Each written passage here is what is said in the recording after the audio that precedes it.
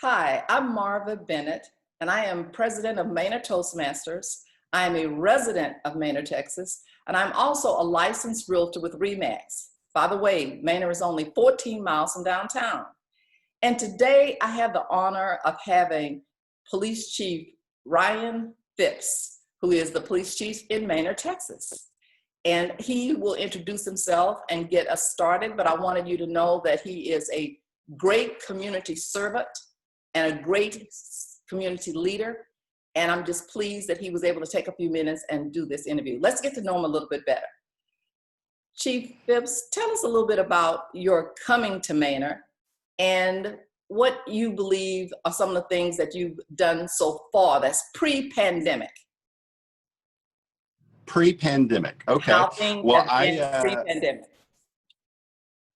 Pre-pandemic, okay. Well, I came to Manor about 13 years ago. The department was much smaller back then, and I came to the department as a patrol sergeant, and then from there I worked up through the ranks when the former chief of police retired after serving 23 years here for the city, and then I was selected by the city council to take his place. So I have been chief of police for almost 5 years, and I've loved every minute being in the Manor community. I've watched it grow from, a few thousand people to, the almost 13,000 we're at now just in the city limits. If you include the area right outside the city limits, we're a whole lot more. And, the 60,000 visitors that we have on 290 per day, you factor in all those numbers and we have quite a bustling little community out here. Tell us a little bit about your role as the police chief. I know you have a staff and you also have officers, but. Sure. As the police chief, I'm the executive officer for the law enforcement entity that serves the jurisdictional limits of the city of Manor. So police departments and sheriff's office and constables, they all have different jurisdictional lines. Well, the jurisdictional for the city of Manor is the city limits. So as the city continues to grow and annex property, the more area comes into my jurisdiction that I and the officers, the police officers of the police department are responsible for protecting. So right now we, as the police chief, I do the department's annual budget. I adopt and implement best practices of policies. I maintain relationships with area law enforcement agencies and the other parts of the criminal justice system, to include our district attorney's office, our county attorney's office. In the office of the chief, we review everything from hiring recommendations, promotional processes, and even disciplinary actions against the officers or employees of the police department. Well, I attended a city council meeting actually, although I met you at the Manor Chamber, but I attended a city council meeting and you got an award. And I would like for you to share what that award was for and who gave it to you. Well, Mayor Wallace, took office, and I, along with then Manor ISD Superintendent Royce Avery, and our city manager Tom Bolt, we were the first three to receive the Mayor's Challenge Coin of Excellence, and I was very honored. Mayor Wallace came in as mayor, and he's really taken the bull by the horns, and he's an excellent leader, and he's really done some great things. So I was very honored to be recognized right as he came into office. It meant a lot, not just for the hard work that I put into my position, but the hard work of all the employees of the police department. Well, I got a chance to look at what he gave you, and if I'm not mistaken, it's designed by the mayor, and since he's a veteran, it had a couple of little things that are personal to him, so he did it. I also remember him saying it was all on his personal expense. Right. Yeah, he bought those on his own. He has them, and he's given them to some very important people around the city, some very involved people within the community, and I'm honored to have been one of those recipients. Well, in addition to having seen you at the city council meeting and having been around you at the Manor Chamber and knowing how respected you are, I also remember you being at an event I went to at the Manor Independent School District, And it was Mhm. ceremonial. There was no problem going on that required your official capacity. But tell us some Right. of the things you do when you work with the school system. Oh, there's so many different organizations within the school district that, that are formalized, that are recognized by the school district, and even small groups that that consist of students of Manor ISD, but they aren't official chapters through the school district. So there's PTAs, and there's scouts, and there's the 4-H, all these different organizations. We try to be involved in all of those. One, we want to have an excellent relationship with the kids as they grow up here in our community. That way, if we happen to run into them on the street, we can call them by first name if we've built that relationship, or if they come in and we just know that they are safe coming to myself or any of our police officers. So we think that it's very important to have a relationship with the school district, their organizations that are part of the school district, and even those organizations that may not be a chapter or tied directly to the district, but consist of our the students at Manor ISD. That is excellent. Thank you for giving us that insight. I also remember that Manor has actually been in a couple of movies or documentaries or whatever. How does that affect you and your staff? And would you welcome if someone would listen to this and they say, you know what, let's have something else in Manor like that? Yeah, there are so many movies and television shows and commercials that have been filmed out here. I can't even think of a number off the top of my head. There's been so many. We have been designated by the Texas Film Commission as a film-friendly city, so that does attract a lot of the film industry out here. We've been very fortunate.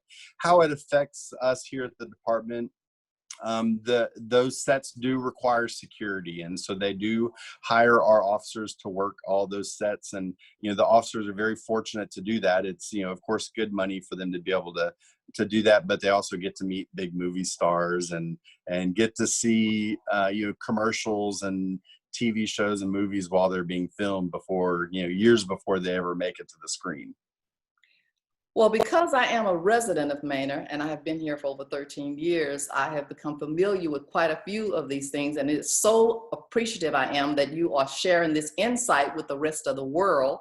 And we're not a secret. More people are relocating here. And these are some of the really great reasons why. Before we leave this interview, I would like you to share what has kind of had to adapt, any adaptation you and your staff has had to do, or even the city, because of the pandemic and COVID-19. Sure.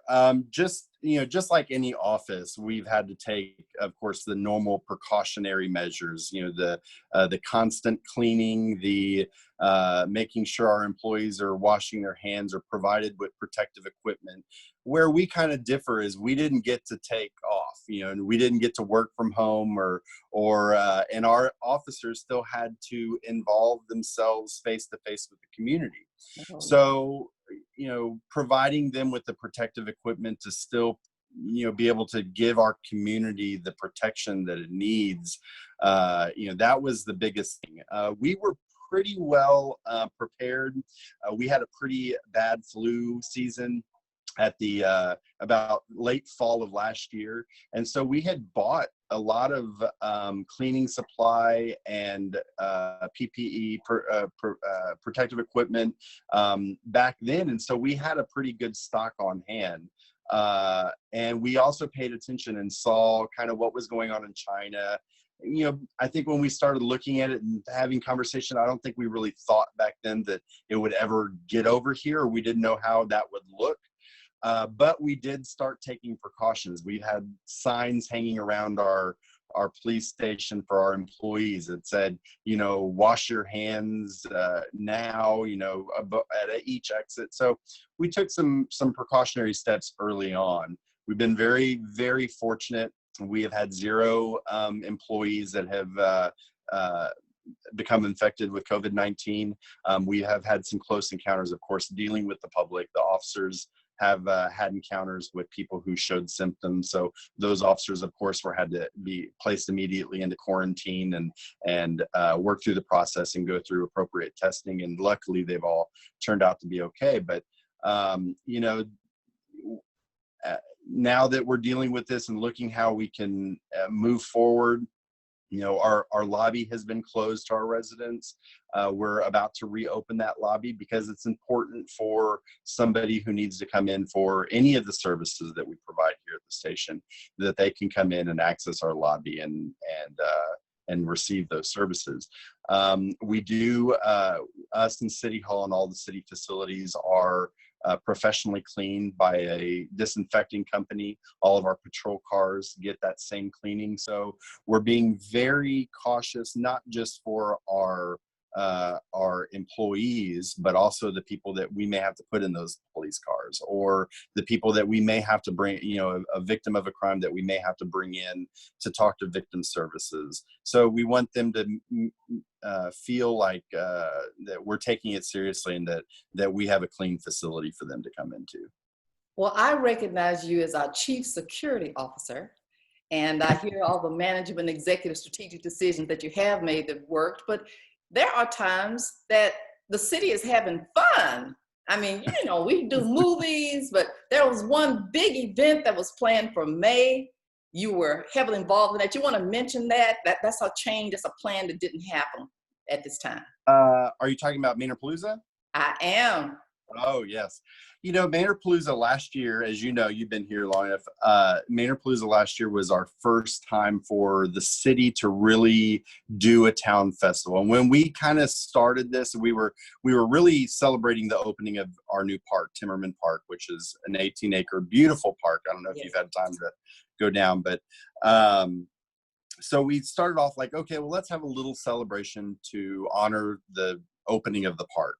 And it kind of snowballed from there. We were originally going to just get a cake and, you know, cut a ribbon, and that was it. And it, you know, evolved and evolved and evolved. And then it was a full-fledged carnival and a professional pyrotechnic show and live bands throughout 2 days. And it just blossomed into this thing. And it's really good that it has turned into that, because we didn't really have anything. The Chamber of Commerce, which is a great community asset, you know, they have their street dance, and that's a wonderful event. And the Lions Club puts on Manor Fest, which is a great event. But you know, there was nothing really put on by the city or its employees or you know, kind of gone through the city. And so this was that opportunity, and we were very excited to continue it on. We had a lineup of excellent bands and a full carnival and all sorts of things that were going to happen this year. And then the pandemic happened and we've had to postpone. So we are working as a group to try to get that rescheduled for October.